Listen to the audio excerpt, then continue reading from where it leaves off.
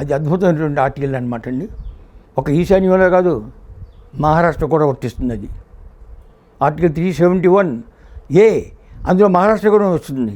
ఎందుకంటే మహారాష్ట్ర బృహన్ మహారాష్ట్రని ఏర్పరిచినప్పుడు, అంటే భాషా ప్రయుక్త రాష్ట్రాలకి దాని తర్వాత ఎడ్యుకేషన్ వచ్చిన తర్వాత మరాఠవాడ అనేటువంటి ప్రదేశం, బేరా అనేటువంటి ప్రదేశం తొరకాడి కింద ఉండే, నైజాం కింద ఉండేవి కాదు.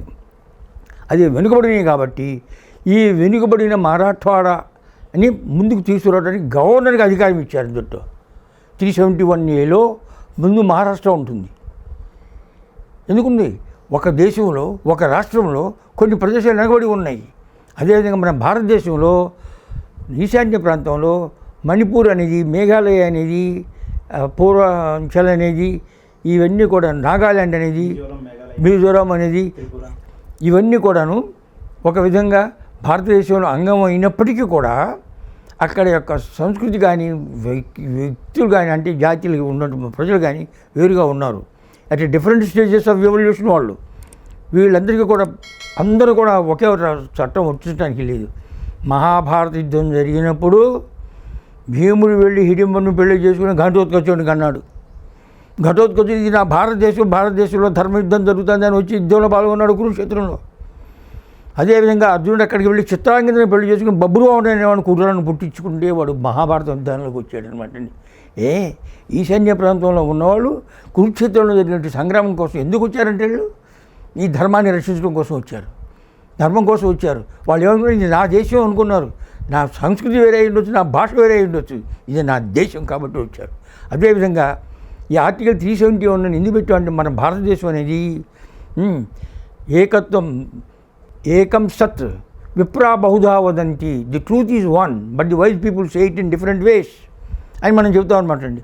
అదేవిధంగా variety is nature, variety is nature. ఎన్ని పూలు, ఒకే గన్నేరు పువ్వులు తెల్లగా ఉంటాయి, పసుపచ్చగా ఉంటాయి, ఎర్రగా ఉంటాయి అనమాట అండి.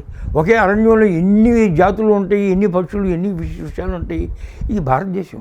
వివిధత్వం అనేది భగవంతుని యొక్క విశ్వరూపం, వివిధత్వం అనమాట అండి.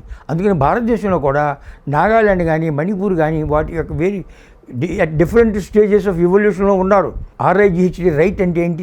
తెలుగులో ఏముంటాం? దాన్ని హక్కు అంటాం. భారతీయ భాషలో హక్కు అనే మాట ఉందా? లేదు. విధి ఉంది. కర్మణ్యేవాధికారస్తే, నీకు డ్యూటీ చేయమని ఉంది. డ్యూటీ చేస్తే ఈ హక్కులు వస్తాయి అనమాట. దేన్నైతే హక్కు అంటున్నాము. ఒక్క భారతదేశంలోనే కాదు, రైట్ అనేదానికి, ఇంగ్లీష్లో రైట్ అనేదానికి చైనా భాషలో కూడా ఈక్వలెంట్ లేదు. వాళ్ళు కూడా ఏమన్నా డ్యూటీయే ఇంపార్టెంట్, కర్మణ్యేవాధికారస్తే. మరి అది హక్కు అనేది మాట ఎక్కడి నుంచి వచ్చింది? ఉర్దూ మాట, సంస్కృత మాట కాదే. భారతీయ ఏ భాషలో కూడా RIGHTకి హక్కు అనే అర్థం లేదు అంటూ దానికి సమానమైన పదం లేదు. ఎందుకంటే మన సంస్కృతి, మన నాగరికత, మన ధర్మం ఏం చెప్తుందంటే, నీ పని నువ్వు నిర్వహించు, దాని తత్ఫలం తదనువర్తతే, దాన్ని బట్టి నీ ఫలం వస్తుందని చెప్పావు. అంతేగాని లేని దాన్ని నువ్వు సృష్టించడానికి వీలేదని చెప్పామన్నమాట. అందుకని ఆర్టికల్ 371A మహారాష్ట్రతో స్టార్ట్ అయ్యి ఇది కాన్స్టిట్యూషన్, ఈ కాన్స్టిట్యూషన్లో ఉందన్నమాట అండి. Article 371A Maharashtra about Marathwada. గవర్నర్కి పవర్లు ఉన్నాయండి. అసెంబ్లీని అధిగమించి గవర్నర్ గారు ఈ చేయాలి అని చెప్పవచ్చు అనమాట అండి. అదేవిధంగా ఈ 371లో ఈ ఈశాన్య రాష్ట్రాలన్నింటికి కూడా ప్రత్యేకమైనటువంటి హోదాలను కల్పించాము.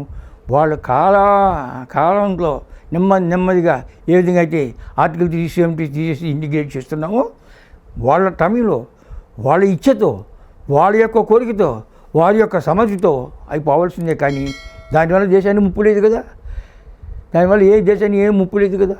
అందుకని ఈ భారతదేశాన్ని అఖండితంగా ఉంచడం కోసం, కానీ పలు ప్రాంతాల్లో వారి యొక్క సంస్కృతి, వారి యొక్క ఇతిహాసాన్ని బట్టి ఏ స్టేజ్లో ఉన్నారో ఆ స్టేజ్లో నుంచి అందరితో పాటు సమానంగా రావడం కోసం వారికి ప్రత్యేకమైనటువంటి సదుపాయాలు కల్పించాం కొంతకాలానికి.